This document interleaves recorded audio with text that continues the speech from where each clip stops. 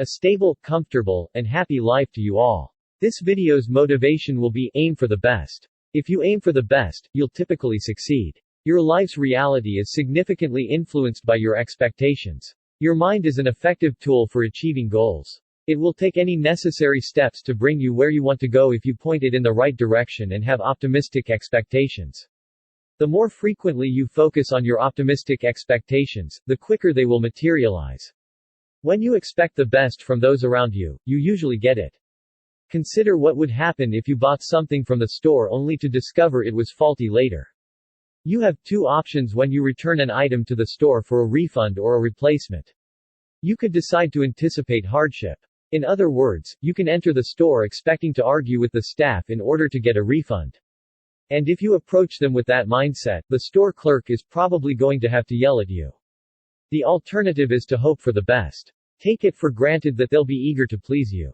Do so when you approach them. And when you do so, they'll probably be delighted to correct you and give you a refund. This idea is most relevant to children than everywhere else. What happens when you constantly nag and berate your kids for misbehaving? Their actions will deteriorate further. They will sense it right away and behave better almost immediately if you hold them to high expectations and treat them with respect. Are you experiencing trouble communicating with a relative, a coworker, or a neighbor? Are you at a stage where you anticipate the worst from them? Do they typically meet such standards? Recognize that a significant portion of the issue is now your expectation. What would happen, in your opinion, if you began to treat them with respect and admiration? It's not necessary for you to genuinely like them or agree with what they're doing. You're under no obligation to change your stance. Simply interact with them in a way that conveys your total regard for them as a person. Just wait and see what occurs, and hope for the best. Expect the best from yourself above all else. Positive self-talk will help. Not, if I get a new house, please. When I purchase a new house, say you. I'll attempt to build my business, but don't say that. Declare, I am expanding my company.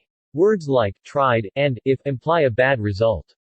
In other words, for these statements to make sense, you have to be willing to consider the potential of failure. When you only do it once or twice, it might not seem like a big deal, and it isn't. The problem is that you talk to yourself all the time. Your mental patterns repeatedly support your expectations throughout the day, week after week after week. An invisible wall of unfavorable expectations can be created by even the smallest amount of negativity when it is repeated repeatedly.